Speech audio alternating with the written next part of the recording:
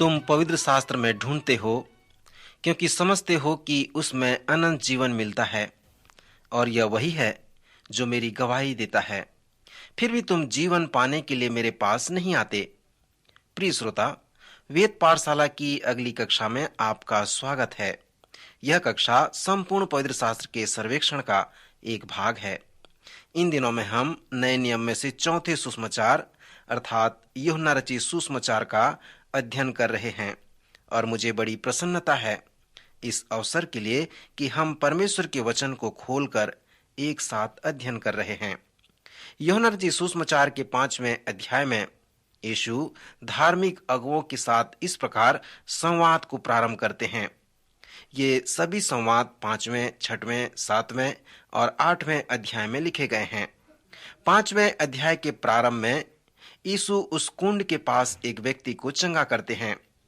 यह एक अलौकिक चंगाई है क्योंकि उस मनुष्य से कहा गया कि वह अपनी खाट उठाए और चलने फिरने लगे। वास्तव में वह उठकर दौड़ता हुआ मार्ग में होते हुए मंदिर के सामने गया। यह शब्द की विधि के विरुद्ध में था क्योंकि उस दिन कोई बोझ नहीं उठा सकता था, परंतु यीशु ने जो कुछ भी उसे करने को कहा उसने ऐसा ही किया।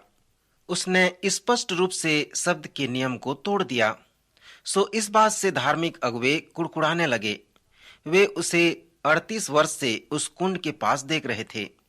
उन्होंने ये नहीं कहा कि देखो, वो 38 वर्ष का रोगी ठीक हो गया है और अब चल फिर रहा है, कितना अच्छा उसके जीवन में हुआ है।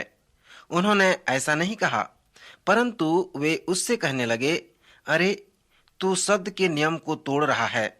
इससे पता चलता है कि वे आत्मा के नियम के कितने दूर थे। यीशु ने इस प्रकार से उसे चंगाई इसलिए दी क्योंकि वह धार्मिक अगुवों को और उन सच्चाइयों के विषय में उसे बताना चाहता था। प्रारंभ में तीनों सुसमाचार में यीशु ने हमें दृष्टांत व अपने प्रवचन द्वारा बताया है कि कैसे उसने चेलों से मित्रता की और उन्हें वचन सुनाया। इस चंगाई कार्य के बाद उसकी और अच्छी शिक्षा प्रारंभ होती है। यूहन्ना के 5वें, 6वें, 7वें और 8वें अध्याय को जब आप अध्ययन करते हैं तो उन संवादों को लिख लें जिसे यीशु ने धार्मिक अगुवों के साथ की थी। प्रत्येक बार उसने अपने विषय में बताया है। सो जब आप उनकी सूची तैयार करेंगे तब आप ये जानने पाएंगे कि इस सुसमाचार को लिखने में यूहन्ना का क्या उद्देश्य है और यीशु वास्तव में कौन है। प्रभु यीशु स्वयं बताएंगे कि वे कौन हैं। जब आप इन चारों सुसमाचारों को पढ़ना समाप्त करेंगे तो आप एक लंबे सूची को लिखकर तैयार भी करने पाएंगे। फिर C.S. लुईस के अनुसार यीशु आपके सामने 3 चुनाव को रखेंगे, अर्थात आप उसे झूठा कहेंगे, या फिर आप उसे पागल कहेंगे, या फिर आप मुंह के बल गिरकर उसकी उपासना करेंगे, उसे प्रभु कहेंगे। पर यीशु ने जो कुछ भी अपने विषय में कहा है, यदि वो ऐसा नहीं है तो आप ये नहीं कहेंगे कि वह अच्छा व्यक्ति है, अच्छा शिक्षक और महान अगुवा है। यदि आप उसके दावे पर विश्वास नहीं करेंगे तो आप उसे झूठा कहेंगे। जैसे आप उसके दावे की सूची बनाएंगे तो आप उसे इस प्रकार बनाएंगे, उसे न्याय करने का सारा अधिकार दिया गया है। वो परमेश्वर का पुत्र है और परमेश्वर उसका पिता है। वो सबों का न्याय करेगा। जो कार्य पिता करता है वो सब कार्य पुत्र भी कर सकता है। सो यदि तुम कहते हो कि मैं परमेश्वर का पुत्र हूं, स्वयं परमेश्वर हूं, तो यहाँ प्रश्न है कि क्या तू सृष्टि करता है? परमेश्वर सृष्टि करता है। क्या तू सृष्टि को बना सकता है?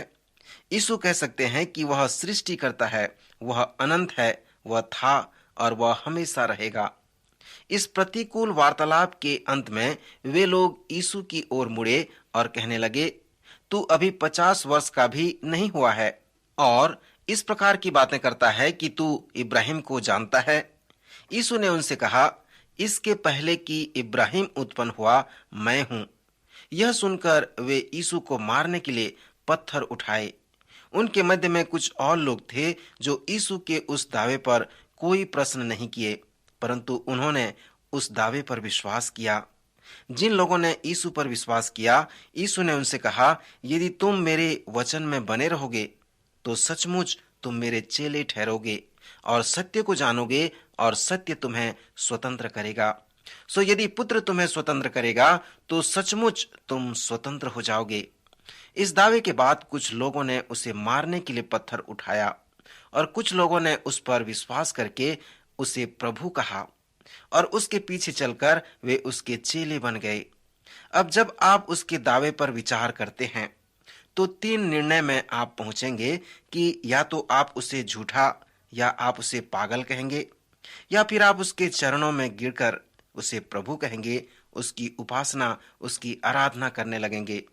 धार्मिक अगुओं के साथ इस प्रकार का प्रतिकूल वार्तालाप करने के बाद यीशु ने उन अगुओं से कहा, क्योंकि उन्होंने उस पर विश्वास नहीं किया, तुम्हारे पास गवाह की कमी नहीं है। परंतु उन्होंने कहा, ऐसी कोई गवाही नहीं है जो तू अपने विषय में कहता है। फिर यीशु ने उनसे कहा, तुम जीवन पाने के लिए मेरे पास नहीं आना चाहते। तुम्हारी समस्या नैतिक और भौतिक समस्या है। यदि तुम सचमुच में मेरे दावे पर प्रतीति करना चाहते हो तो इसके अनेक गवाह व प्रमाण हैं। उदाहरण के लिए यूहन्ना बपतिस्मा देने वाले ने मेरे विषय में अच्छी गवाही दी है। उन्होंने स्मरण किया कि वह तो भविष्यवक्ता था। यीशु ने कहा, उसी ने मेरे विषय में गवाही दी है। उन्होंने कहा, इसे हमने यूहन्ना बपतिस्मा देने वाले के लेखे में देखा है। यीशु ने उनसे कहा, तुम्हें मेरा कार्य मालूम है। दूसरे अध्याय में यीशु ने कैसे आश्चर्य कर्म किए हैं। सो तुम्हारे पास मेरा आश्चर्य कर्म है। अभी जो कुंड के पास एक व्यक्ति चंगा हुआ है, तुमने उस अद्भुत कार्य को देखा है। वे मेरे गवाह हैं। मेरे बपतिस्मा के समय पिता ने कहा, यह मेरा प्रिय पुत्र है, तुम्हारे पास मैं सब प्रकार का गवाह है। फिर भी यीशु ने कहा, तुम पवित्र शास्त्र में ढूंढते हो क्योंकि समझते हो कि उसमें अनंत जीवन तुम्हें मिलता है और यह वही है जो मेरी गवाही देता है। फिर भी तुम जीवन पाने के लिए मेरे पास आना नहीं चाहते। एक दूसरा अनुवाद इसे इस प्रकार वर्णन करता है, तुम पवित्र शास्त्र में ढूंढते हो क्योंकि समझते हो कि तुम्हें अनंत जीवन मिलता है, परंतु यह वचन मेरे विषय में ही गवाही देता है। पर फिर भी तुम मेरे पास आने के लिए अस्वीकार करते हो। सो यीशु ने उनसे कहा, तुम्हारे पास गवाह की कमी नहीं है, परंतु तुम मेरे पास आना नहीं चाहते और इसलिए नहीं आते हो। यहूदी व्यवस्था में किसी बात को प्रमाणित करने के लिए 2 गवाहों की आवश्यकता पड़ती है। यीशु ने उन्हें 5 गवाह दिए। उसने उनसे कहा, यदि तुम गवाह चाहते हो तो अनेक गवाह हैं, परंतु तुम आना नहीं चाहते, इसलिए नहीं आते। उसने उनसे कहा, तुम जो एक दूसरे से आदर चाहते हो और वह आदर जो अद्वैत परमेश्वर की ओर से है उसे नहीं चाहते, किस प्रकार विश्वास कर सकते हो?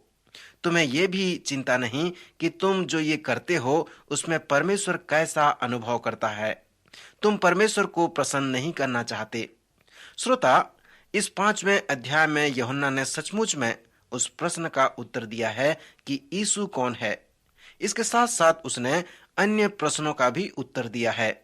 फिर जो प्रश्न है कि विश्वास क्या है, उसका भी यहाँ पर हमें उत्तर दिया गया है। यहाँ पर विश्वास नैतिक और सांकल्पिक है। फिर 5वें अध्याय में जीवन क्या है, इस प्रश्न का उत्तर हमें वहां वापस ले चलता है जहां वो व्यक्ति जो कुंड के पास चंगा हुआ था। श्रोता, जीवन चंगाई पाना है, जीवन नया जन्म पाना है, जीवन यीशु के पास आना है, उससे संबंध स्थापित करना है, उसका आदर करना है। सो 5वें अध्याय में उन प्रश्नों के उत्तर इसी प्रकार के हैं। फिर जैसे आप 6वें अध्याय में आते हैं तो यहाँ भी आश्चर्य कर्म के विषय में आप देख सकते हैं। यीशु 5000 लोगों को भोजन कराते हैं। इसे हमने पहले भी देख लिया था, जो विस्तृत रूप से नहीं देखेंगे। यहाँ पर यीशु जीवन की रोटी हैं। 4थे अध्याय में यीशु ने कहा कि वे जीवन के जल हैं। यहाँ पर मनुष्य के मुख्य प्यास के विषय में बताया गया है। यीशु ने कहा, मैं वो जीवन का जल हूं जो तुम्हारे प्यास को हमेशा के लिए बुझा सकता हूं। यद्यपि वो यहाँ पर नए जन्म और अनंत जीवन के विषय में बातें करता है। यहाँ पर 6वें अध्याय में यीशु मनुष्य के एक अलग प्रकार के भूख की आवश्यकता के विषय में बातें करता है। यीशु ने कहा, मैं तुम्हें तुम्हारे भूख से तृप्त कर सकता हूँ, मैं जीवन का जल और जीवन की रोटी हूँ। जब यीशु ने इस विषय पर अपना प्रवचन समाप्त किया तो हम पढ़ते हैं कि उसके बाद उसके चेलों में से बहुतेरे उल्टे फिर गए और उसके बाद उसके साथ न चले। तब यीशु ने उन 12 से भी कहा, क्या तुम भी चले जाना चाहते हो? यहाँ पर विश्वास क्या है, उसका एक सुंदर उत्तर को प्राप्त कर सकते हैं। पतरस कहता है कि हे प्रभु, हम किसके पास जाएं? अनंत जीवन की बातें तो तेरे ही पास हैं और हमने विश्वास किया और जान गए हैं कि परमेश्वर का पवित्र जन तू ही है। सो विश्वास ये है कि यद्यपि हम कुछ बातों को न समझें परंतु उस पर विश्वास करें तो वह विश्वास कहलाता है। यशाया ने कहा है कि परमेश्वर के जैसा मनुष्य नहीं सोचता। सो परमेश्वर को समझने की आशा न करें, क्योंकि यहोवा के विचार और मनुष्य के विचार एक समान नहीं हैं। परमेश्वर मनुष्य नहीं है। सो जबकि यह सत्य है तो हमें हमेशा ये नहीं चाहिए कि हम परमेश्वर को समझें। सो पतरस ने कहा, मैं तुझे नहीं समझ सकता प्रभु। पतरस, मैं तेरे पीछे हर समय चलता रहूंगा। मित्र, समाप्त करने से पहले मैं आपसे एक प्रश्न पूछना चाहता हूं कि क्या आप आशीषित लोगों में से एक हैं या श्रापित लोगों में से एक हैं? क्या आप उसी पर विश्वास करते हैं जिसे आप समझते हैं? श्रोता, मैं अनुभव से जानता हूं कि परमेश्वर आपके विश्वास का वो वरदान देगा कि आप जिसे नहीं समझ सकते उस पर आप प्रतीति कर सकें। क्या आप इस प्रकार के विश्वास के वरदान को परमेश्वर से मांग कर प्राप्त करना चाहते हैं? यदि आप जीवन की रोटी के विषय को नहीं समझते हैं तो उस पर विश्वास करें, तभी आप उसे समझने पाएंगे।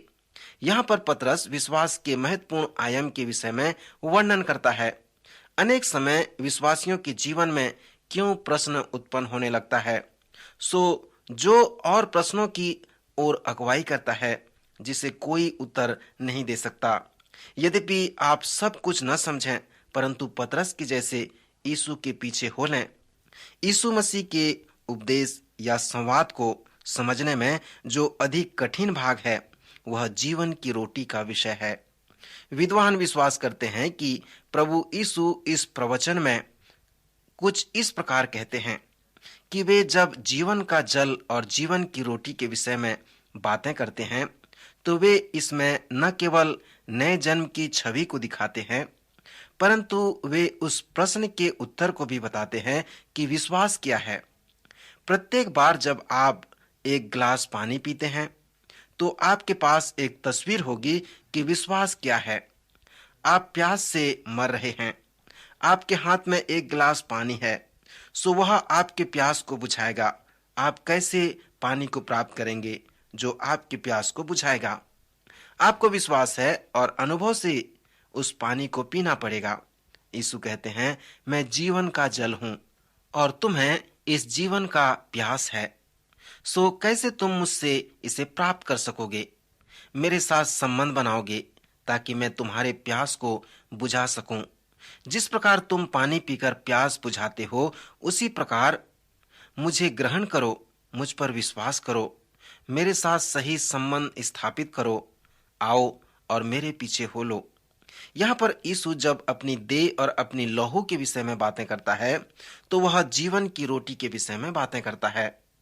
वह जो कह रहा था वो इस प्रकार है कि यह मेरे मृत्यु को दर्शाता है कि तुम उस पर विश्वास करो और मुझे ग्रहण करो। अगली जो सच्चाई है वह यीशु का जीवन है।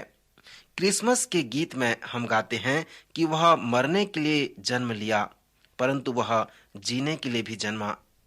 इस पृथ्वी पर यीशु एक अच्छा जीवन व्यतीत किया और हमें अनुग्रह व सच्चाई उसको दिखा दिया और ये भी बताता है कि जिस प्रकार परमेश्वर चाहता है उस प्रकार हम जीवन बिताएं।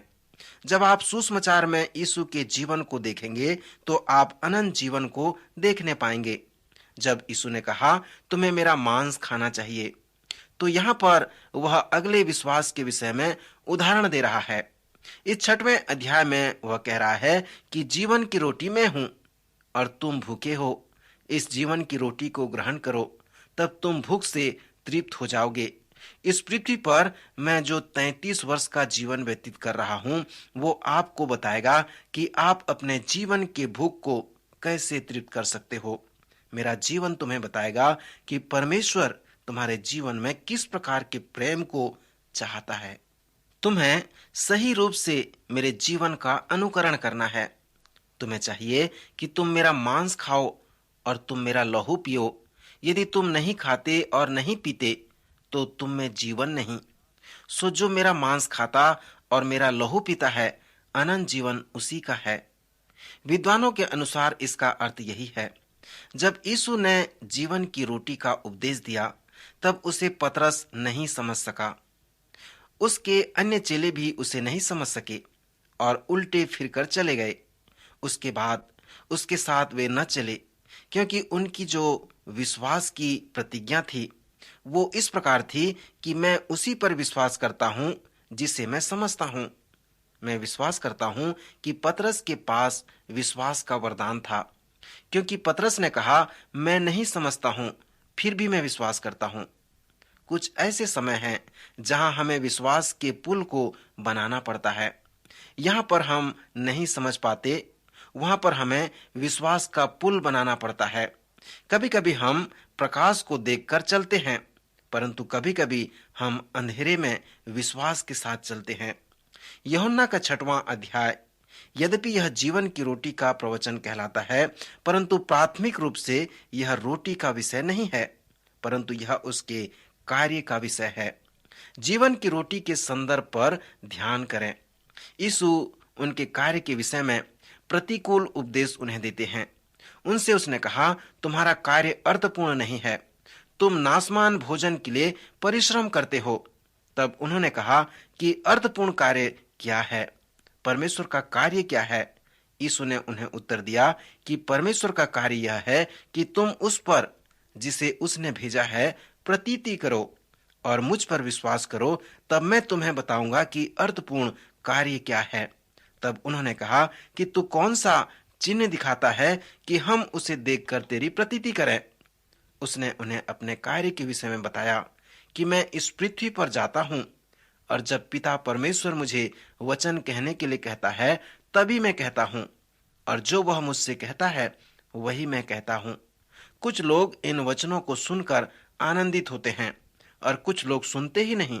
सो जब मैं पिता के वचन को बोलता हूं, तब लोग सुनकर पवित्र आत्मा की सामर्थ से पिता के पास आते हैं। सो उनमें जीवन होता है। जब ये लोग परमेश्वर के वचन को सुनते हैं, तो वे परमेश्वर के पास आते हैं और संपूर्ण दिन भर यही कार्य मैं करता हूं। यह संभव है कि परमेश्वर अपने कार्य को करने के लिए कुछ लोगों को अपना साधन बनाता है। उसका कार्य अर्थपूर्ण है और वही लोग उसके कार्य को पूरा करते हैं जो उसके द्वारा नियुक्त हैं। क्योंकि आप उस पर विश्वास करते हैं, इसलिए आप जिस स्थान पर हैं, आप उसके कार्य को करते हैं। परमेश्वर नहीं चाहता कि सब लोग प्रचारक या उपदेशक बने, परंतु वह हमसे चाहता है कि आवश्यकता कहाँ है। वह हमें कायल करता है कि हम बाहर जाएं और उन लोगों के मध्य में रहें जहां लोगों को अनंत जीवन की आवश्यकता है। यीशु पर विश्वास लाने की आवश्यकता है। सो यही है वो अर्थपूर्ण कार्य जिसके विषय में यीशु ने हमें बताया है। किसी ने इस प्रकार लिखा है कि मेरे सांत्वना वर्ष तक राजनीतिक जीवन में मैंने ये जानना चाहा कि मैंने कौन कौन सा अर्थपूर्ण कार्य किया, परंतु मुझे पता चला कि मैंने कुछ भी अर्थपूर्ण कार्य न कर सका। श्रोता मित्र, जब यीशु हमें बचाने के लिए आया, तो वह हमें विभिन्न प्रकार से बचाने के लिए आया, और उसमें से एक है कि वह हमें अर्थहीन कार्य से बचाने के लिए आया। परमेश्वर हमसे नहीं चाहता कि हम अपने 88 वर्ष की उम्र में स्मृति लेख लिखें। इसलिए यीशु ने हमें जीवन की रोटी का प्रवचन दिया है। यीशु ने सचमुच में सिद्ध अर्थपूर्ण कार्य के विषय में हमसे बातें किया है। 7वें अध्याय में यीशु ने इस प्रकार दावा किया कि मैं परमेश्वर की ओर से शिक्षक होकर आया हूं। मेरी शिक्षा, मेरा सिद्धांत वो मेरा नहीं, परंतु यह परमेश्वर का है। दूसरे शब्दों में कहें कि मैं कोई ऐसा गुरु नहीं जो दार्शनिक बातों को लेकर आया हूं। मेरी शिक्षा मेरी नहीं, यह परमेश्वर की शिक्षा है। यीशु दावा करते हैं कि उसकी शिक्षा परमेश्वर का वचन है, परंतु धार्मिक अगुवों ने उससे कहा कि हम इसे कैसे जान सकते हैं कि यह परमेश्वर का वचन है। और आज भी हमें इस प्रश्न का सामना करना पड़ता है। हम कहते हैं कि ये छोटी पुस्तक, नया नियम परमेश्वर का वचन है, परंतु अनेक लोग हैं जो कहते हैं कि हम ये कैसे जान सकते हैं कि यह परमेश्वर का वचन है। हम कैसे जान सकते हैं कि यह आपका विचार नहीं है या किसी मनुष्य का विचार नहीं है।